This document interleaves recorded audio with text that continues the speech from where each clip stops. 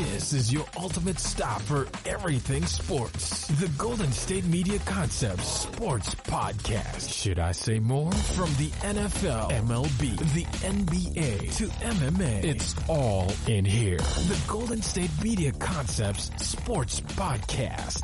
Listen now.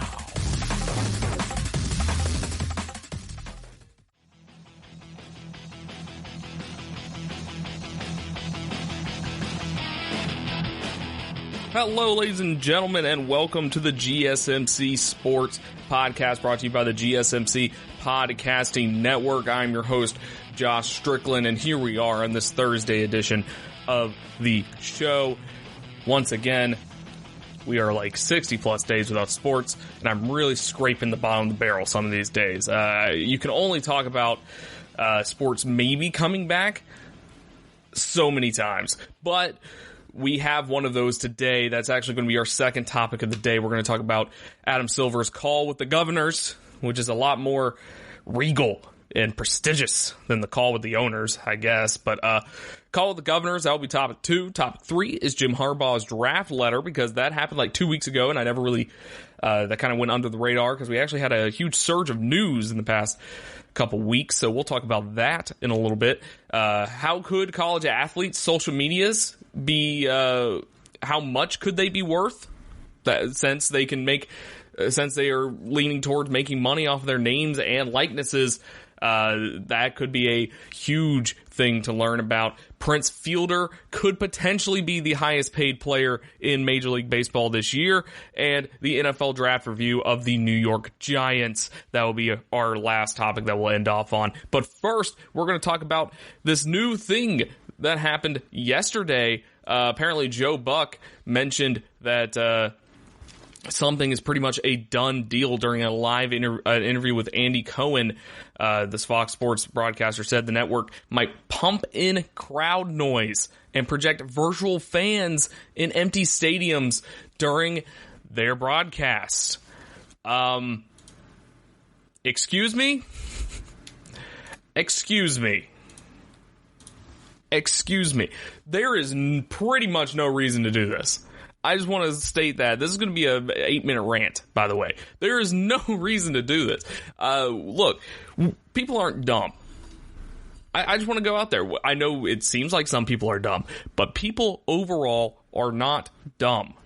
They know that there aren't fans there. They know what's going on. I'm pretty sure everyone in the world, except for maybe the Amish people, know what's going on right now in the world. We are going through a pandemic that has never happened before. It's unprecedented.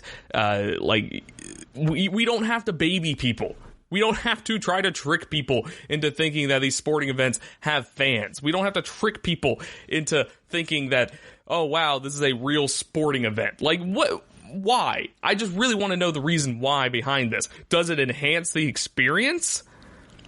Will it enhance the experience for me to look at a virtual dude cheering on a team when I personally can't be there to cheer on my team? Like, no, that's going to make me pissed off more than anything.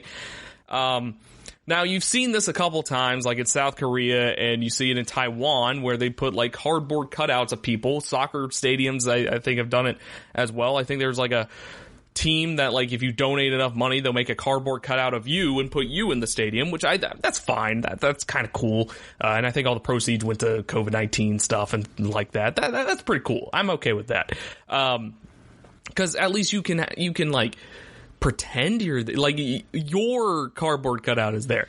I just don't understand the whole virtual fan thing. Like, 'cause first off, it depends how well done it is. Because if we're talking like old sports games, or even sports games now, where like if you play an old sports game and you look at the crowd is just like cardboard cutouts and it looks bad, and like it's just people like doing the same animation every 3 seconds. Like, if it's like that, that's going to suck. That's not going to work out at all. If it's like full on, like super realistic, which I highly doubt it's going to be that, because I've seen Fox's graphics, they have fantastic graphics. They have fantastic motion graphics and all that good stuff. Like, it's actually really well done. Like, they do a really good job. But I don't think that's going to work out. And I mean, it's not going to change the play on the field at all.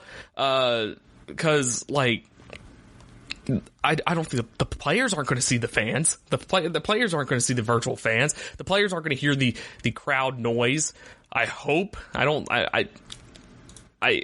think the stadiums are going to be pumping in crowd noise for no reason. That'd be kind of stupid. But Joe Buck said it's pretty much a done deal. He said, I think whoever is going to be at that control is going to have to be really good at their job and be realistic with how a crowd would react depending on what just happened on the field. So it's really important, which that is correct. Because if the crowd randomly boos out of nowhere and you're just kind of like, why are they booing? Like, it's not like a live event where like they're booing. They might be booing like a fan that got like kicked out, a fan who got in a fight or something like that. Like there's a lot of things that could happen for a crowd to randomly boo or randomly cheer and stuff like that. I mean, you had the beer snake in XFL, for God's sake. I mean, there's so many factors and so many cogs in the machine here that it's going to be very hard to replicate a realistic environment. And if you can't pull it off perfectly, or at least near perfect, because I'm not asking for perfection, I'm just saying if you don't pull it off near perfect, then it's just a waste of time. It's a waste of time. It's a waste of resources. There's no reason to have a virtual crowd. I'm just saying. Have you ever watched a sporting event? It's like, oh man, if this stadium was empty, I wish they put a virtual crowd in. No, people are going to be angry because they're going to be like, well, I want to be there. I want to be a real crowd in a real stadium. So no, I don't like this. But Joe Buck continues saying, and then on top of that, they're looking at ways to put virtual fans in the stands. So when you see a wide shot, it looks like the stadium is jam-packed. And in fact, it'll be empty. Yeah, we know it's going to be empty. Like that is one thing that pretty much everyone has kind of figured out at this point in time. No matter what happens, whether sports come back or not, more than likely we're not going to have fans in the stands. More than likely. It's very unlikely that fans will be able to be in stadiums, packed in like sardines together while this is still going on. I mean, I think Adam Silver said that it's going to take until at least a vaccine is out to even think about putting fans back in arenas. It's just too close quarters for a whole lot of people, for tens of thousands of people. But I mean, so the fact of the matter is, we know for a fact there aren't going to be fans there. And honestly, it's kind of a slap in the face to say, hey, we're going to put virtual fans in there because we think people will fall for that. We think it'll add to the experience. I don't think it's going to add to the experience at all. I think it's going to actually worsen the experience. Now, please let me know if I'm wrong on this one, but I think it's going to worsen the experience. There is no way in hell that you can do this and it adds to the experience. I think it's really going to take away from the experience. I think it's going to make people just think about, hey, what are we doing here? Why are we doing this? Why are we trying to pretend here? Like, we know. Everyone knows. Everyone knows what's going on. Like, you don't have to try to pretend. We don't have to try to, like, pull the curtain on everybody, blind everyone up, and make sure nobody knows what's happening. We know what's going on.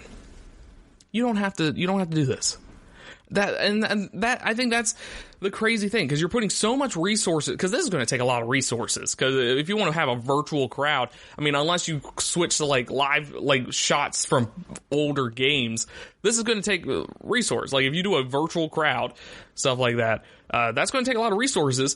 Resources they could put somewhere else, maybe to better their broadcasts in other ways, stuff like that. I mean, Fox has one of the best NFL broadcasts. I mean, there's only like 4 broadcasts to think of, but Fox, their presentation and stuff like that, usually is pretty good. But they could use those resources to be even better. Like that. I mean, I just don't understand.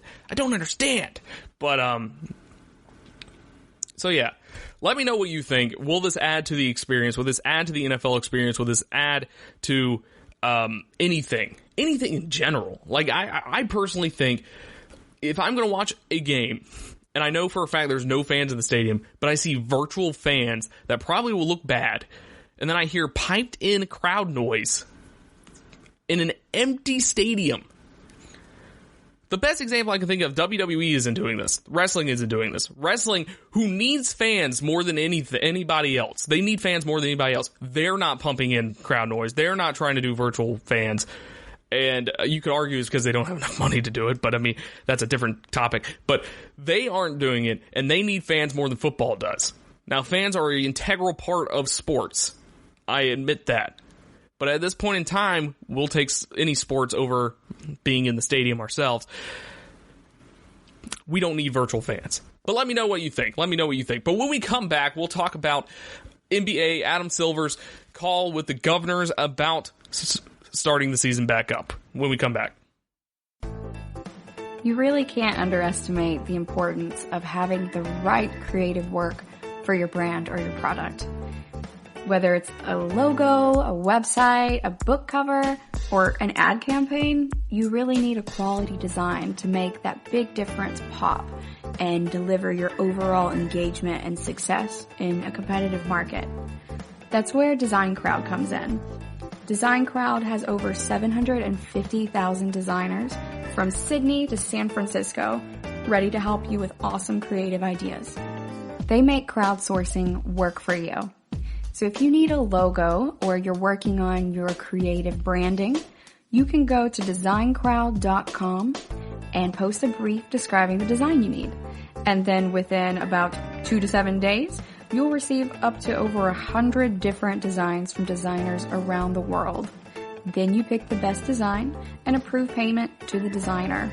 So you're only paying for the design that you want. It takes a lot of the guesswork out of freelancing and out of crowdsourcing. And you don't have to be a huge company like Harvard Business School to use Design Crowd, although they have used it as well. You can start a project on Design Crowd for as little as $99.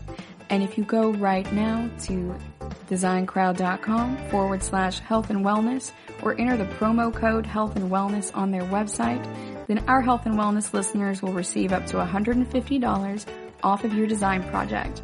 That's designcrowd.com/health and wellness or entering that promo code health and wellness.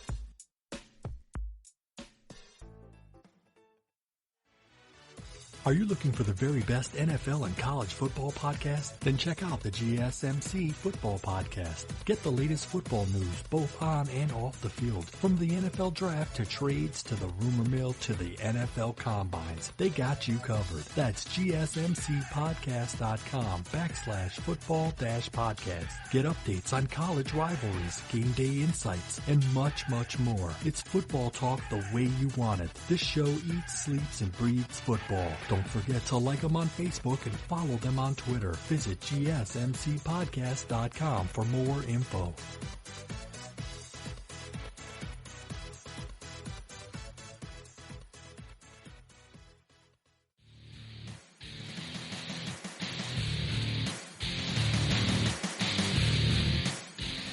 So I just got done going on a huge rant about virtual fans being in stadiums and how we already know that fans aren't going to be allowed in stadiums and stuff like that. And I just broke myself discussing all that. But anyways, the NBA is one of the biggest leagues, mostly because they're one of the biggest leagues that got affected by this, mostly because they were about to enter the playoffs. They were almost in the clear. They were so close to being in the clear, but then they had to call it all off. They were also the first league to call everything off. They kind of were the catalyst of everything that happened in February, I believe. February, right? March? One of the two. Who cares anymore? Who's keeping track anymore, really?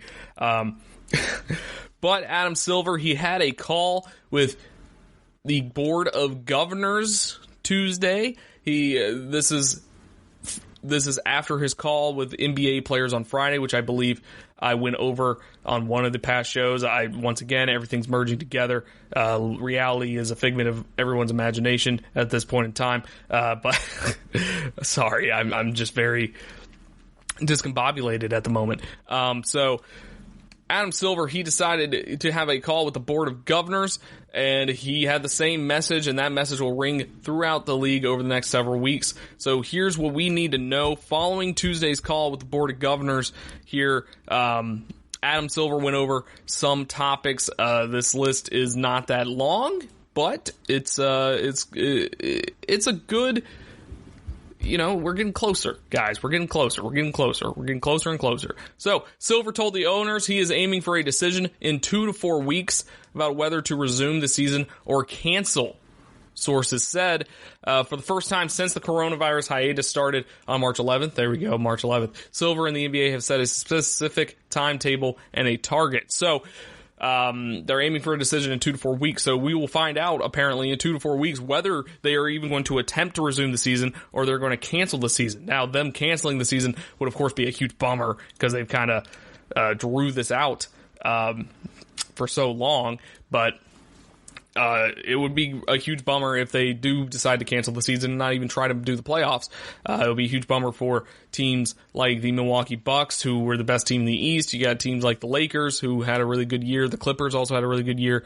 It's going to be very beneficial for teams like the Brooklyn Nets because they get to come back with Kevin Durant and Kyrie Irving. But, some teams are disappointed. I mean, you could have had a crazy wild card team come in the playoffs and make some upsets, maybe, who knows. But canceling the season seems kind of sucky at this moment in time. But for owners and executives, the belief is that a decision on whether or not to play out the season can't be delayed into July. Silver and the NBA want to make the most educated decision, and this timetable allows the league to push off a decision into mid-June, which would make it roughly 3 months from the league's suspension. So they're pushing off the decision until mid-June, which, it's 3 months, like they said. So they're trying to make the most educated decision. They're trying to gather more research and more information about everything, see if it's safe to do this, whether in a bubble, like we've heard rumors about for the past couple weeks, or with teams actually playing in their home stadiums or playing at Disney World, which could be cool, I suppose. Beyond the league office, the majority of NBA owners, executives, and star players have been hopeful about resuming the season. The Players Union reiterated in a memo to player agents on Tuesday that the players and league both want to finish the 2019-2020 season if it is safe, which is, of course, everyone wants to finish the season, even the teams that aren't going to make the playoffs. You want to finish the season. You want to have some semblance of a finished season. No one wants an unfinished season.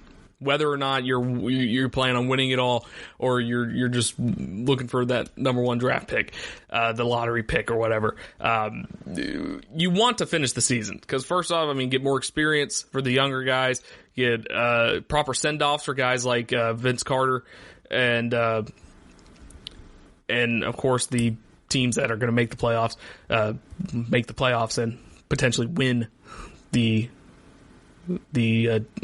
trophy. So there's a lot of people who want to finish it, but of course we all need to realize that it needs to be safe. And I know you hate hearing that. I hate hearing it too, but it needs to be safe. We need to stay safe. Of course, we can't have a huge outbreak amongst all the players. It would be deadly, first off, and it would be devastating. And Adam Silver doesn't want that hanging over his head. Nobody in the NBA wants that hanging over their head. So, it's a tough decision, and I'm glad I don't have to make it. I'm glad I'm the person who gets to judge the decision. Whatever the decision is, I'm glad I'm the one who gets to judge it. Ultimately, everyone involved has understood the significant financial ramifications if the season is not able to finish. Silver told players on a call Friday and reiterated on Tuesday to owners, perhaps public perception will have changed, but the situation we are dealing with may be the same, if not worse, in the fall or winter. So, basically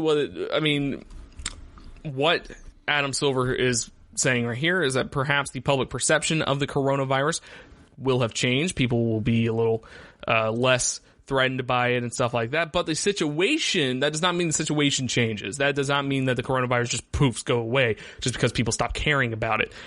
Just because you stop caring about it does not mean it goes away. I know blissful ignorance ignorance is bliss and stuff like that. That is a real thing, because I subscribe to that most of the time. That's why I bury myself in sports and video games. But that is a true thing. It's not going away anytime soon, at least not until we get a vaccine.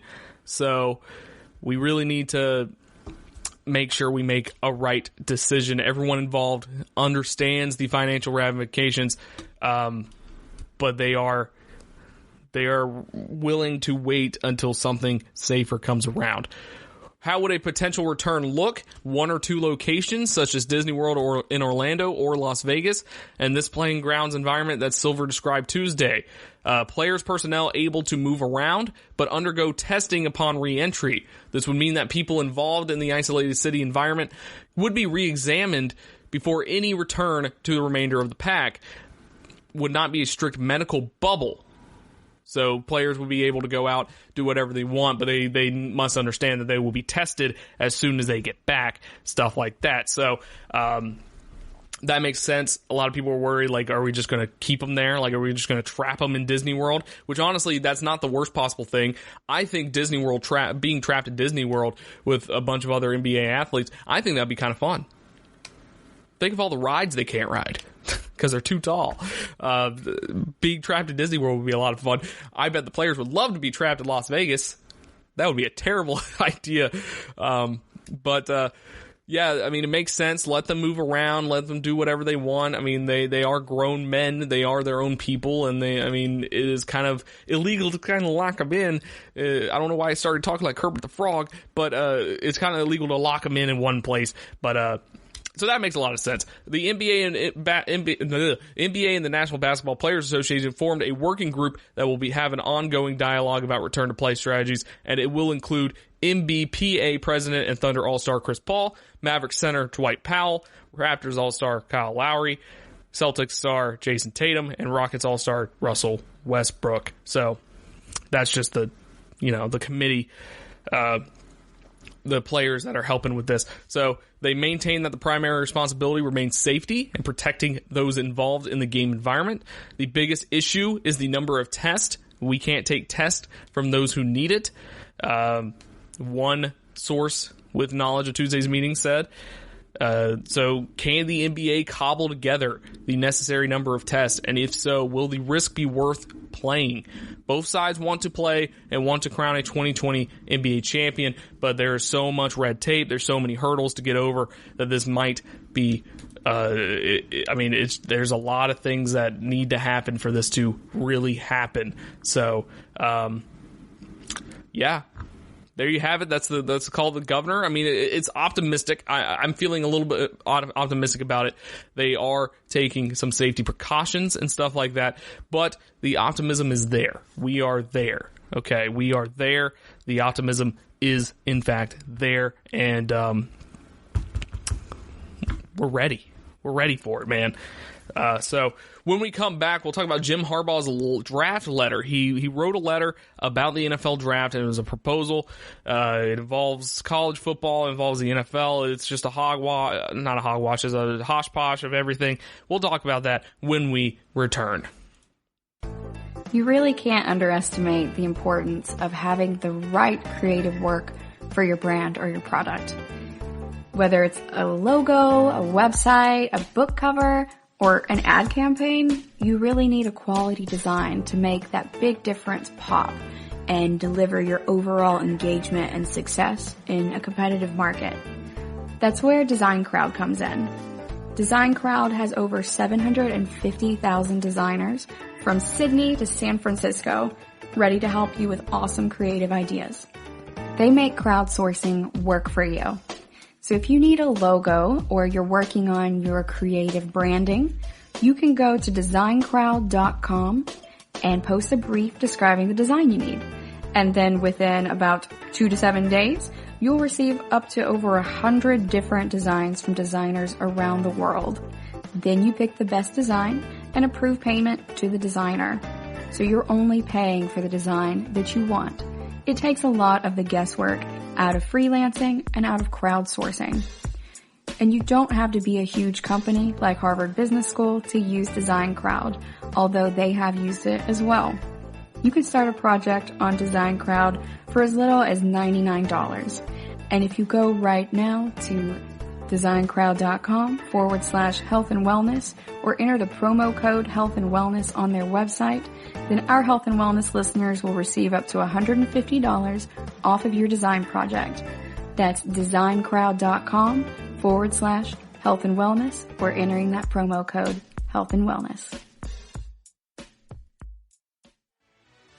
Check out the show that's built on the MMA. From the UFC to extreme cage fighting, they got the fights covered. Check out the GSMC MMA podcast. Get the latest news on past or upcoming fights. Join us as we talk to and about some of the biggest names in the MMA, past, present, and future. When it's the fight game, there's just one show to check out. GSMCpodcast.com/MMA-podcast. Don't forget to like them on Facebook and follow them on Twitter. Visit GSMCpodcast.com for more info.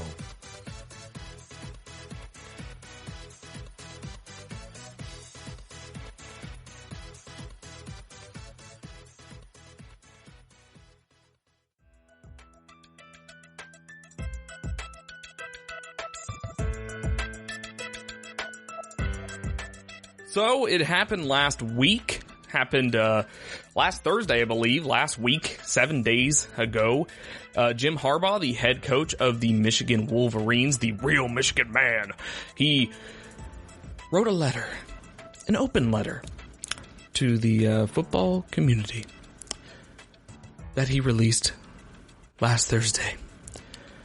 That letter he was hoping would get everyone thinking as well. Because in this time of sitting alone, quarantined, stuff like that, we need to self-reflect.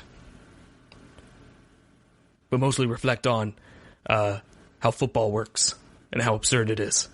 But not all of Harbaugh's suggested reforms, which mostly revolve around the rules that govern how and when college players decide when to enter the NFL draft, are possible at the moment. What are we talking about here? Well, I never talked about this before. Well, let's go through it. Proposal 1. The individual could choose to declare for the professional draft after any season he chooses, meaning after freshman year, sophomore year, junior year, senior year. If he is drafted within the first 224 picks of the NFL draft or chooses to sign a free agent contract, he would forego remaining college eligibility, which is pretty much the rules now, except for the you have to wait until your junior year. However, if the individual is not drafted within the first 224 picks of the NFL draft, he would be able to return to college football if he chooses without penalty, provided he remains in academic compliance and does not receive payment from an agent. So basically what he's saying is, freshmen, sophomores, no matter what year of college you are eligible to go to the professional NFL draft. And if you are not drafted and you don't sign a free agent contract, you can come back to school. No repercussions. No repercussions. So this would be kind of a cross between the current basketball model and the current hockey model, but is similar to old hoops model, which is probably impossible without the agreement of the NFL and the NFL Players Association. So Harbaugh suggests allowing players to leave after any season of collegiate play, but the NFL and NFLPA have collectively bargained that players may only enter the draft 3 years after their high school class has graduated.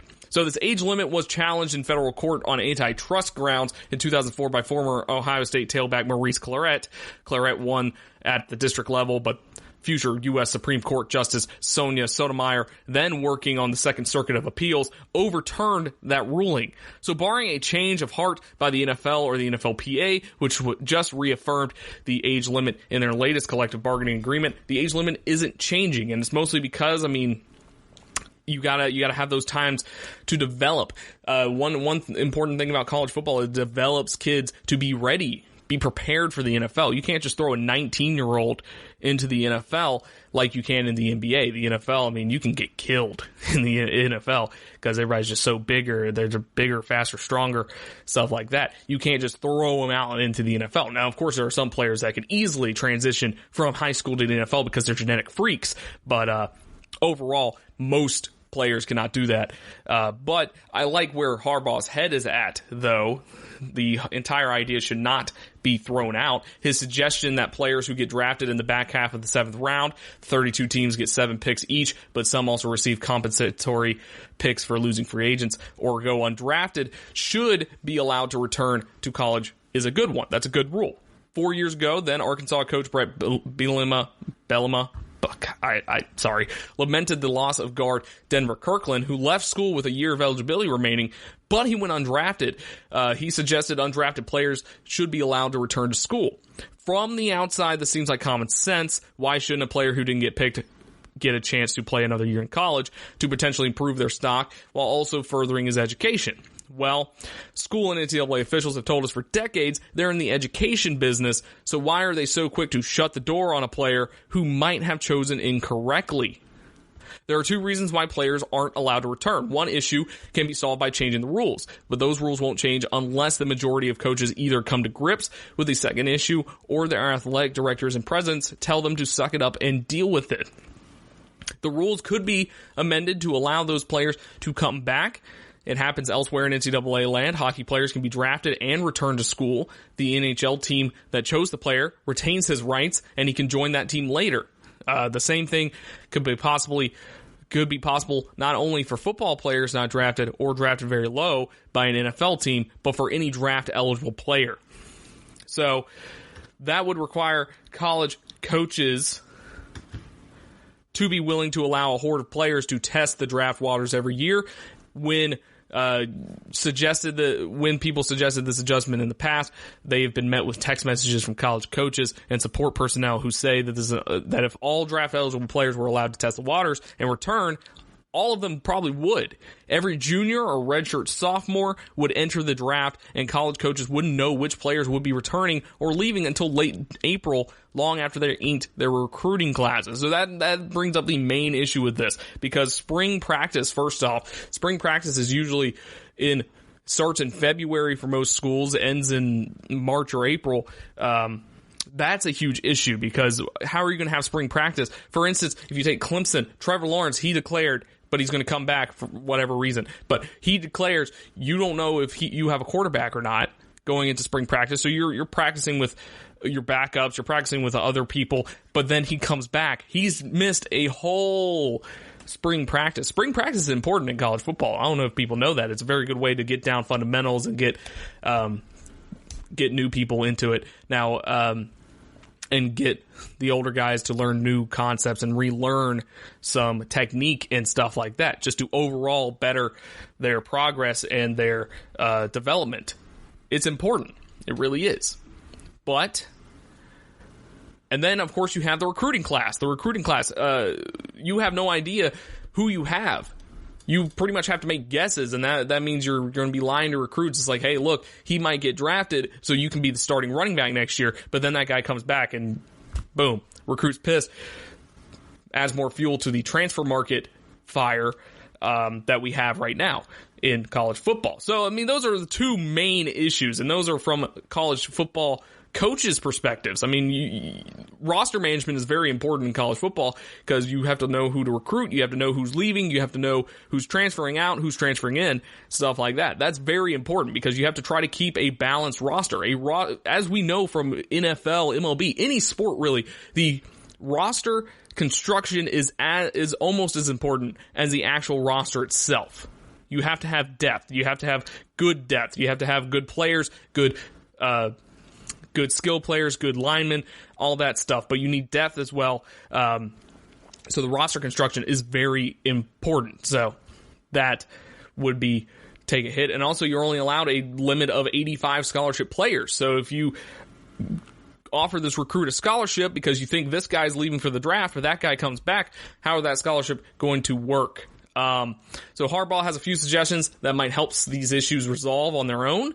Last sentence of Harbaugh's proposal number 1 likely would help coaches more accurately predict which players will return and which will be gone for good, though Harbaugh suggests later in his letter that all players be allowed to seek counsel from agents. The stipulation that those players can't take money from agents if they hope to return that would probably cut the number of players testing the waters in half. So a trip through the draft industrial complex can be expensive. Agents will send players to expensive training facilities to shave fractions off a second off of their 40-yard dash times and add reps on a bench press. Are these facilities any better than college strength programs at preparing people to play football? Probably not, but players who want that as part of their pre-draft process will either have to pay for the training themselves or take a loan from an agent. Those who choose to take the loan probably aren't coming back. So another issue coaches not named Harbaugh will have is what to do about spring practice. I've already mentioned that before. Two more of Harbaugh's statements address that, though not directly. He said he currently supports the current graduate transfer rule allowing a graduate to transfer without sitting out, and also the proposed one-time transfer rule allowing anyone a one-time transfer to another school without sitting out. So most coaches hate that second suggestion. They think it will lead to college football free agency, but we're kind of already there right now. What they aren't thinking about is the possibility that it can help them manage their roster in ways that are frowned upon now, but would be more acceptable in a world where players have more freedoms. If a rule allowing a one-time transfer without sitting out gets passed, and that is the direction the wind seems to be blowing, though not immediately, then coaches could have some leverage of their own as players deliberate whether they want to test the draft market. And there's more to this letter, but I am out of time for this segment. So when we come back, we'll talk about how college athletes, we're continuing the college athlete talk, but we're going to be talking about how much their social medias could be worth in the age of name, likeness, value when we return.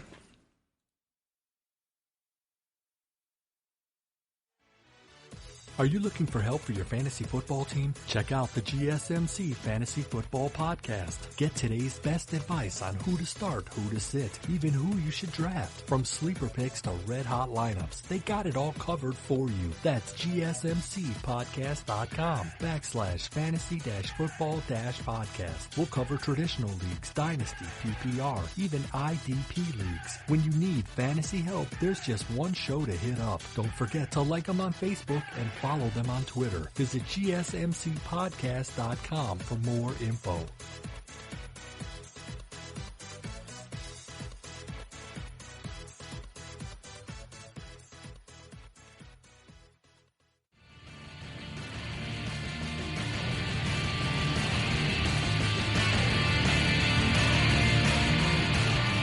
So we've already discussed Jim Harbaugh's rule about Jim Harbaugh's letter about giving more freedom to college players, letting them go into the draft and see what they're worth, and they can come back if they want, which is fine and dandy. There's some hurdles there that need to be figured out, such as spring practice and the recruiting cycles and stuff like that. But let's move on to something that's already been getting a lot of traction lately, and that's college athletes' names, likeness, and of the sort.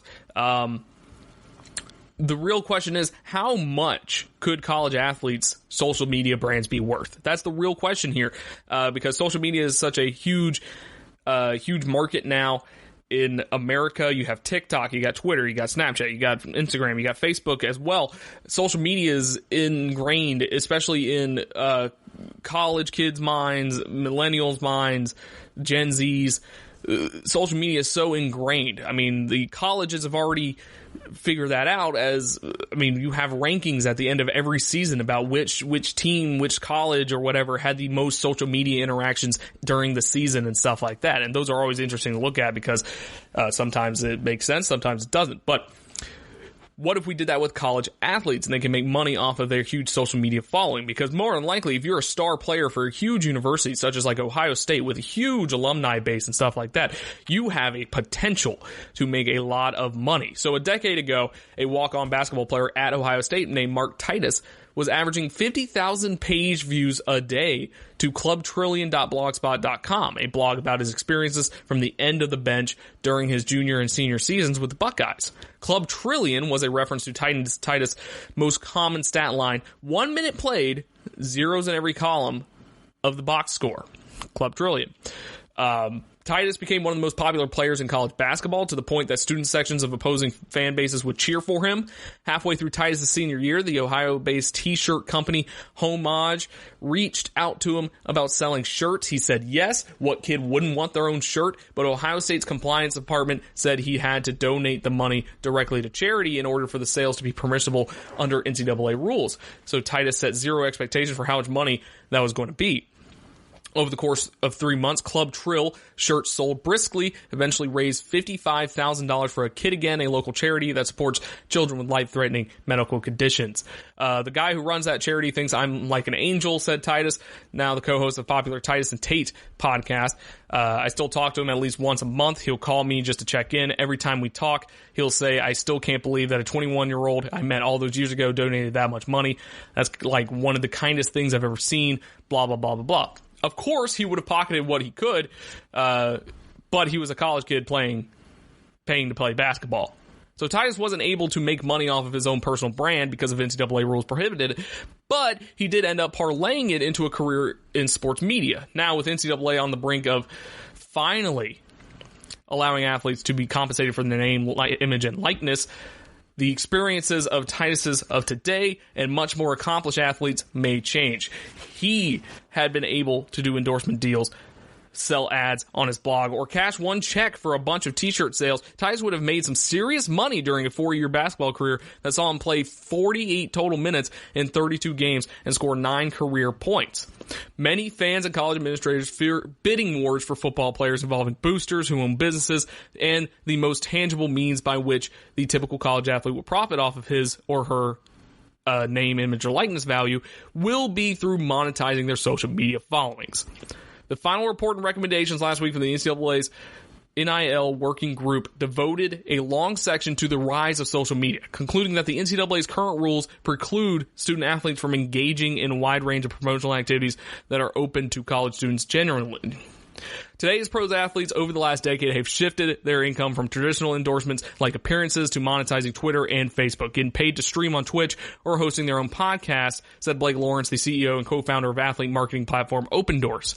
Why that has become the norm is these channels are free to sign up for, they're widely accessible, and the monetization tools are as simple as clicking a button. In the NFL, Tom Brady or Patrick Mahomes has a much higher marketing potential than, say, a second-string receiver in Jacksonville.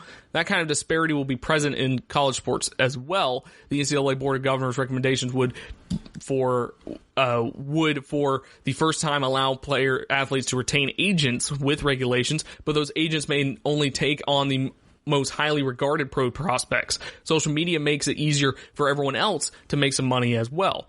Who's really going to go out and hustle to sell a $5,000 deal for a volleyball player or the 50th most visible football player on the team?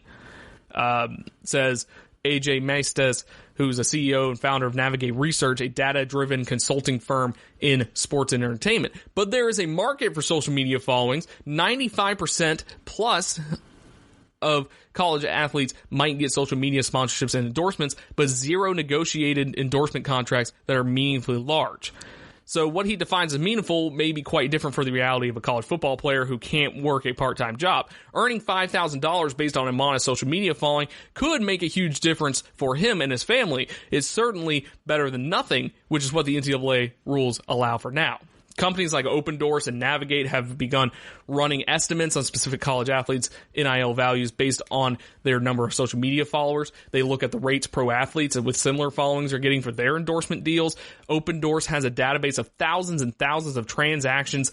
Rates vary by sport and position and factor in that college athletes aren't as far along in their careers. So for illustrative purposes, The Athletic asked Lawrence to compile estimates for Ohio State's projected starting offense next season. They range from $400,000 for star quarterback Justin Fields, who has more than 391,000 Instagram followers, to $880 for sophomore tackle Nicholas Petit-Frere, who has less than 3,000. It's not apples to apples, said Lawrence. Student athletes versus a pro athlete with the same NIL value. The pro athlete will have a bit of a premium because it's de-risk. So we have a quick chart here. We're going to look through it real quick. So Justin Fields, he has 390,000 Instagram followers. His Instagram post value is about $11,000 per post. His Twitter post value is about $1,500 per post. and then his estimated total potential earnings is $400,000 just off social media alone. So that's insane, right? So Garrett Wilson, who's wide receiver for Ohio State, he has 62,000 followers on Instagram. So that's 1,776 per post. He has 31,000 Twitter followers. That's $310 per Twitter post. And that's a total earning about $50,000. $50,000 for a collegiate athlete can be a lot of money, especially since they don't really have to spend money on a lot of things because they're provided to them by the schools. And then, of course, you have Nicholas Petit-Frere, who has 2,724 Instagram followers, which is good for about $56 per post. 6,787 Twitter followers, which is good about 54. So his potential earnings is 880 there. So at least one agent who works with professional athletes believes that her peers will get involved with college athletes even if the deals are smaller than what they're used to. It's an untapped market and an opportunity to build relationships that will pay off later when those athletes go pro and they command bigger deals. Imagine getting in with Joe Burrow right after he won the starting quarterback job at LSU in 2018 and being along for the ride. That was his Heisman season in 2019, and then him becoming the number one pick in the NFL draft. You'll see that agencies who are very interested in working with a player through their collegiate career into the pros will certainly be very active in that, even if it is like, hey, we're only doing some small deals for you now while you're in college so that you can see how we operate and you can see what we have your interest in mind. That's Kim DeCarolis, Vice President of Media and Marketing at Element Sports Group. That way, when it gets time for you to go to the pros and the bigger money is there, everyone's on the same page. I think you'll see a lot of agencies get involved with that. So, I also have a quick list of the 2019 college athlete top estimated value, which is insane how much Zion Williamson would make if in endorsements if he was able to. So Zion Williamson tops the list off. He's Duke basketball, of course. $3.9 million. $3.9 million. That's insanity. Joe Burrow, he would make $700,000. Cole Anthony for North Carolina basketball, he would make just under $500,000. Madison Koshin, who's a UCLA gymnastics, $466,000, which is insane. She would make more money than Tua Tagovailoa, who's only making $444,000. Cassius Stanley for Duke basketball, $405,000. Trevor Lawrence, $390,000. Erica Fontaine, West Virginia gymnastics, $342,000. These gymnastics people would make bank. It's insane. Jake Fromm would have made $335,000. So most non-football or basketball players are not famous enough on their own in their own college towns to land a car dealership commercial, but they're icons to younger players in their sports who look up to them. So female college basketball players like Longskew, she would probably make a lot of money as well. But it's the potential there is insane. When we come back, though, we'll talk about the potential of not playing and who would benefit from that. Mainly Prince Fielder when we return. Are you looking to get your college football fix? Looking to get the latest news on your favorite school's team? The GSMC College Football Podcast is your ticket to all things college football. Join us as we talk college football from the national championship, the college rivalries, the bowl game, to the Heisman Trophy. To which conference is the best? We've got you covered for the Big Ten, SEC, Big 12, the Pac-12, ACC, and everything in between. Download the GSMC College Football Podcast on iTunes, Stitcher, SoundCloud, Google Play, or anywhere you find podcasts. Just type GSMC in the search bar.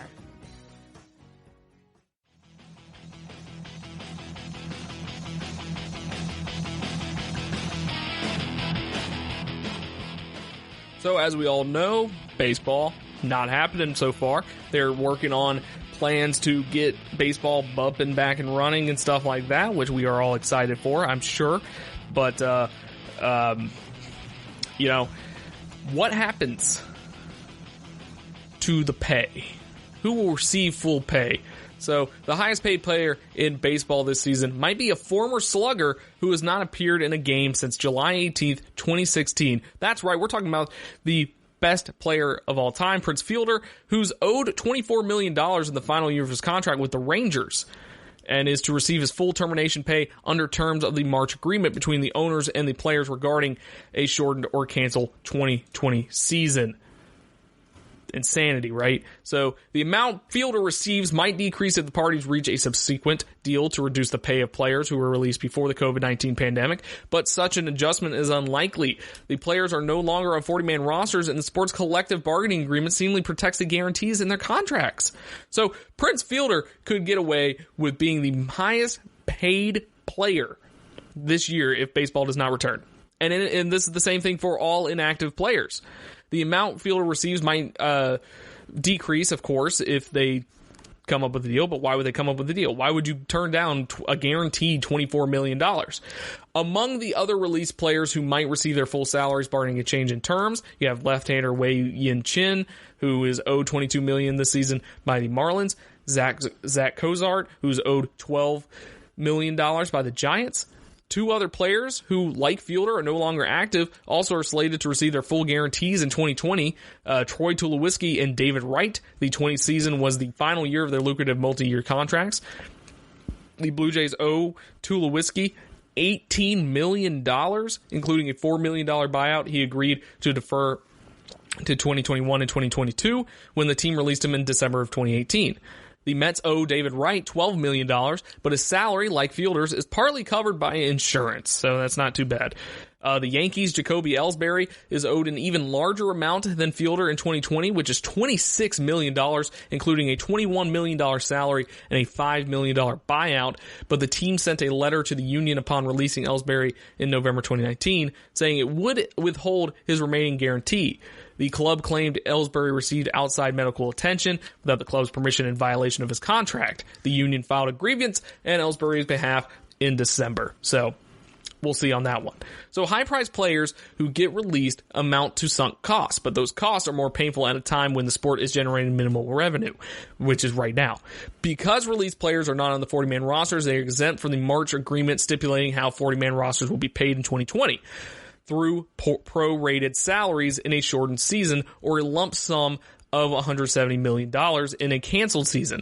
Yankees right fielder Garrett Cole, originally the highest paid player in 2020 at $36 million, would receive slightly more than $18 million in the 82-game season the league intends to propose to the players' union.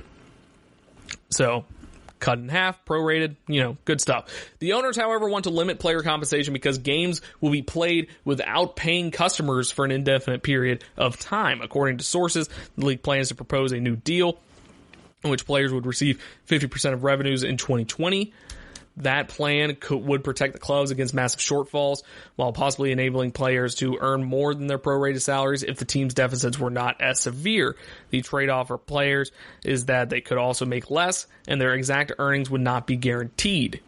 Either way, the union equates the idea to a salary cap, considers it to a non-starter. Fielder, who is 36, has 1 year left of his 9-year, $214 million contract. Who keeps paying this guy? Why do we keep paying this guy? $214 million contract he signed with the Tigers in January 2012. The Tigers guaranteed to pay 1/4 of his remaining salaries when they traded him to the Rangers in 2013.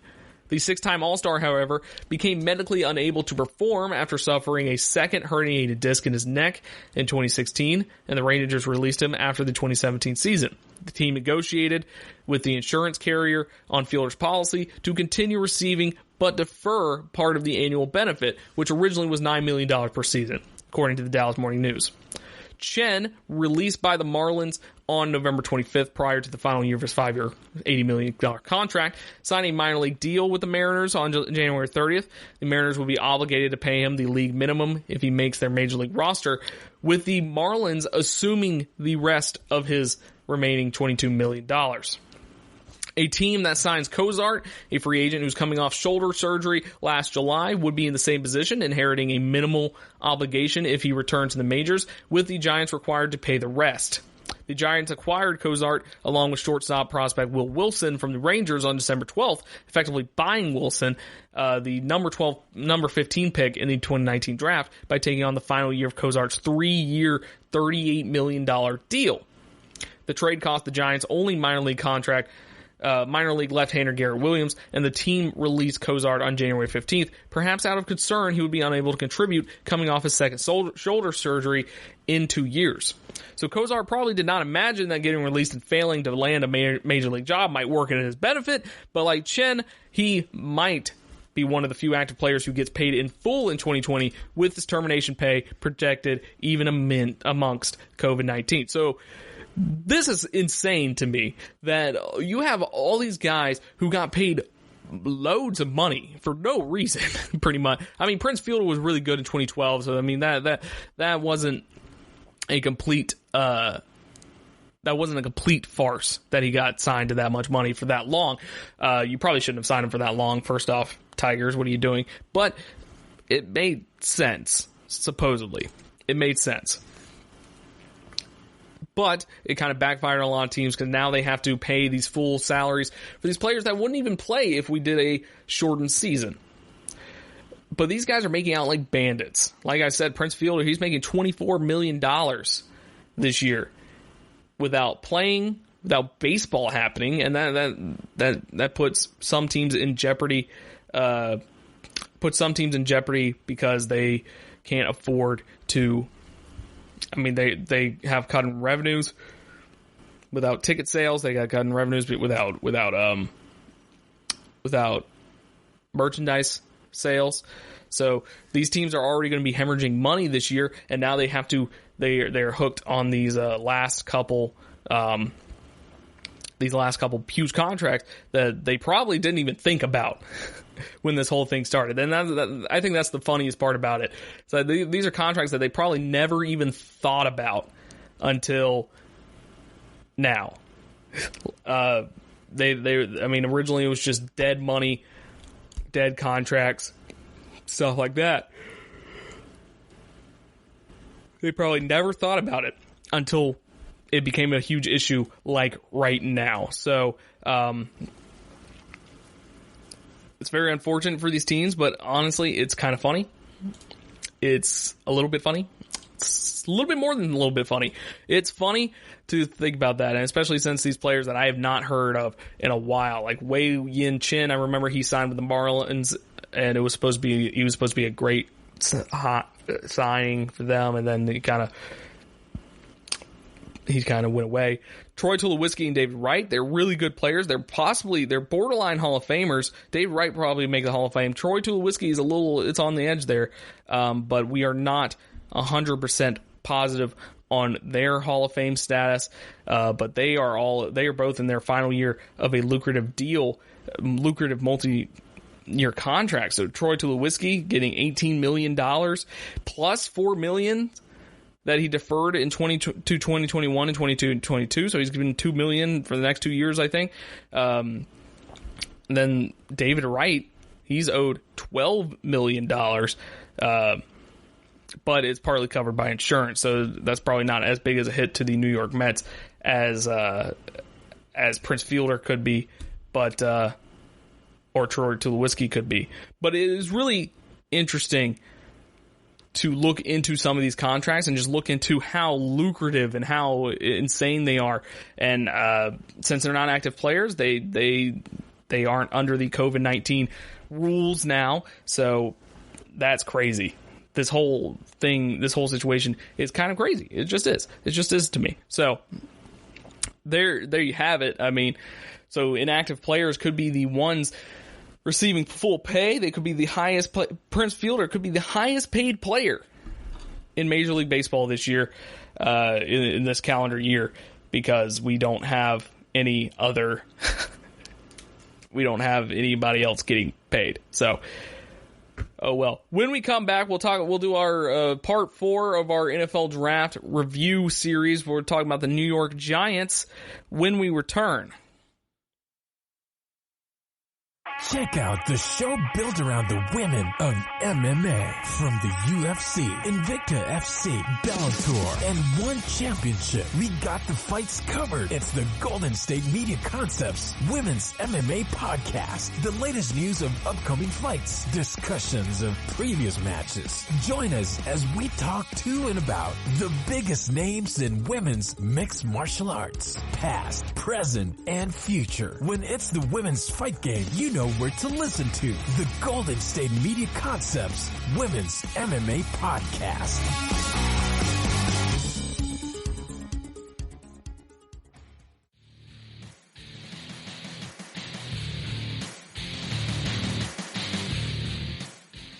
All right, folks, here we are. We got part 4 of our NFL draft review.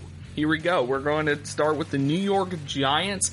New York Giants, of course, the Eli Manning retired. We have sophomore Daniel Jones going into his sophomore season. We'll see if he has a sophomore slump or anything. He started 12 games last year.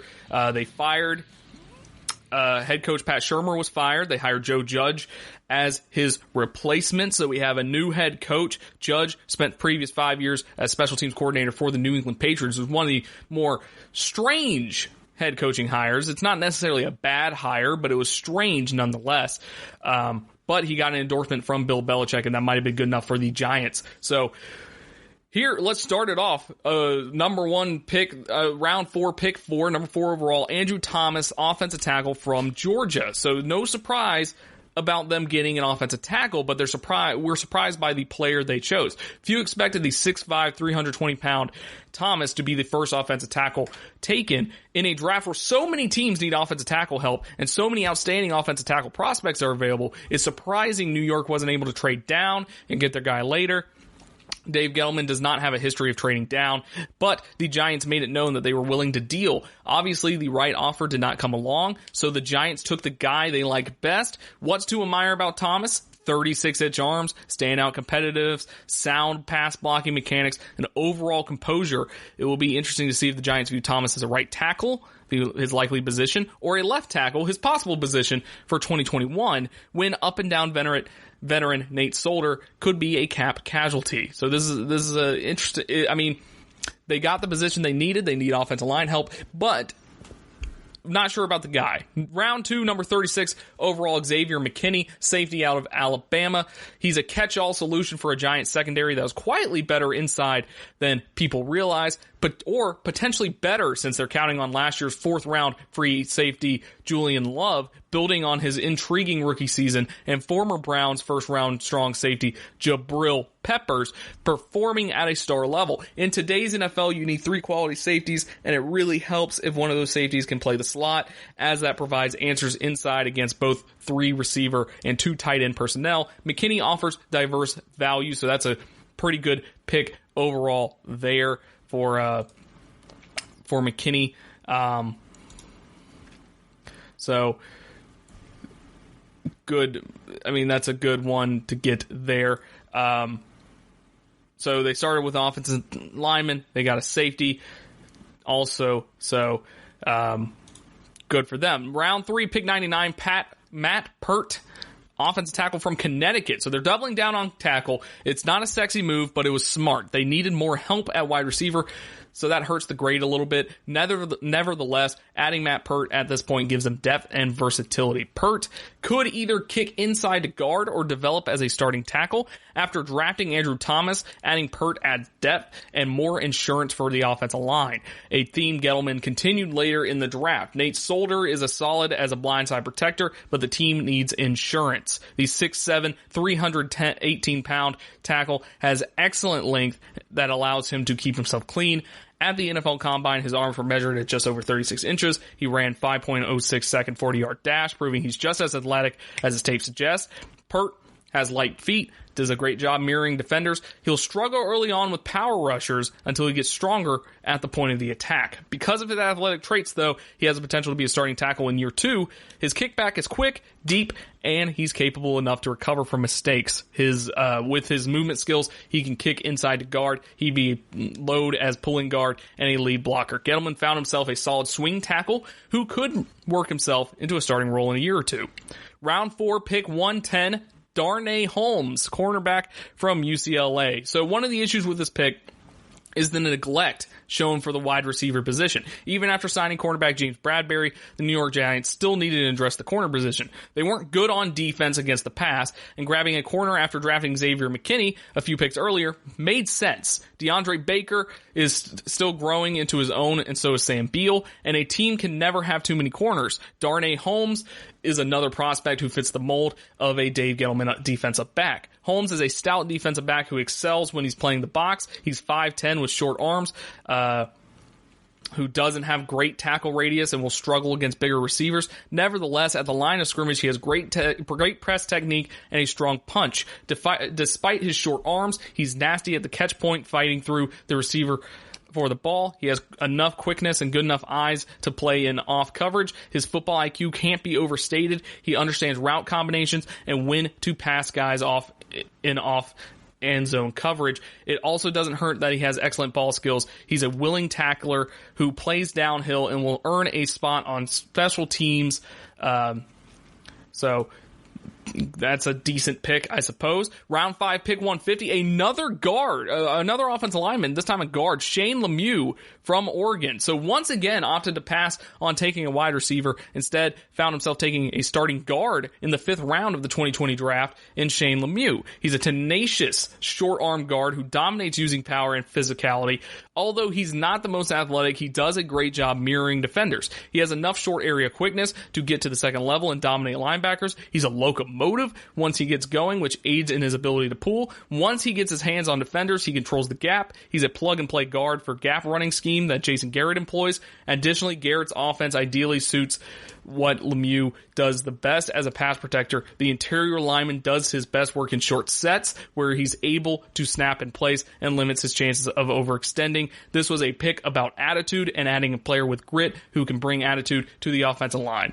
If he's able to earn a starting job, plugging him into either guard spot is guaranteed to improve the running game. If Lemieux doesn't start, he's going to make one heck of a backup. This is one of those Gettleman picks that speaks out to what he likes as a general manager. Round 6, pick 183, you have Cameron Brown, linebacker from Penn State. So this is a pick you want to make when looking for special teams contributor who can develop into something more. So the former Penn State linebacker has tools that make him a promising developmental prospect. For starters, his length adds in the possibility of him coming off the edge as a blitzer. He's a downhill rusher who doesn't shy away from contact. However, has a thin frame. He'll have a hard time in the league. He does have a solid first step and the quickness to close in on backs and quarterbacks. Despite playing in space, he doesn't have ideal reaction skills or fluidity you want in a coverage backer. Nevertheless, it's hard to overlook how his wingspan and solid athleticism limits opposing players' catch radiuses. If he can continue to develop as a coverage backer, he makes for an excellent sub-package defender. He's used to playing in the slot covering tight ends. He could carve out a role for himself with the Giants in that regard. If he can get stronger and learn to use his length to help him rip and shed, he could be a solid weapon. The major issue with Brown is instincts, which is why the Giants can't use him outside of being a rusher or cover guy in spurts. Not great with reaction skills, stunts, and once again, they didn't get a receiver. They're still looking, they still have a need at receiver, and they still have not gotten them. So they got 4 picks in the 7th round, which is insanity. 4 picks in the 7th round. So round 7, pick 218, Carter Coughlin, edge from Minnesota. They found themselves a project ed rusher in Minnesota's Carter Coughlin. The intriguing thing about Coughlin is the athletic traits he displays on film. And at the 2020 Combine, he's 6'3", 236 pounds, ran a 2.457, a 4.57 second 40-yard dash and jumped 36 inches. The former Minnesota standout does a great job converting speed to power despite being undersized. He'll likely come in and dominate special teams. Round 7, pick 238, TJ Brunson, linebacker, South Carolina. may have found themselves a day one special teams ace who could become a leader. TJ Brunson won several team awards, including the Leadership Award while at South Carolina. He's the type of player you want in a meeting room, a leader with a tenacious attitude and grit. Brunson is an experienced backer who played over 2,000 snaps, displaying solid pass rushing skills, quickness, and speed. At 6'0", 230 pounds, he's an undersized backer who can be used as a blitz linebacker. This is a solid pick by the Giants, who will contribute right away as a special team player. Then, round 7, 247, Chris Williamson, cornerback, Minnesota, compensatory pick, are camp bodies, but it's not to say they cannot become diamonds in the rough. Former cornerback from Minnesota, Chris Williamson, 6'0", 205 pounds. He fits ideally as a big nickel, a position he played at Minnesota. Doesn't have great explosiveness, however, thanks to his size and ability to understand route combinations. He is intriguing as a potential sub-package linebacker. And then you have Tay Crowder, linebacker from Georgia, pick 255. Look to add depth to the linebacker, albeit with a pick who isn't likely to make the roster. Still, some things about Tay Crowder that will make him a solid special teams contributor. So, overall, they needed a receiver at some point. They did great with defense and offensive line, with secondary and offensive line. Those are the biggest needs, but they still needed to add another receiver onto this team to kind of make it, perfect. But there you have it. That's the New York Giants NFL Draft Review. I'll talk to you all on Sunday. If you like the podcast, like, rate, and subscribe wherever you get your podcast. Follow me on Twitter at Strickland_Josh. And I'll talk to you all on Sunday. You've been listening to the Golden State Media Concepts Sports Podcast, part of the Golden State Media Concepts Podcast Network. You can find this show and others like it at www.gsmcpodcast.com. Download our podcast on iTunes, Stitcher, SoundCloud, and Google Play. Just type in GSMC to find all the shows from the Golden State Media Concepts Podcast Network. From movies to music, from sports to entertainment, and even weird news. You can also follow us on Twitter and on Facebook. Thank you, and we hope you have enjoyed today's program.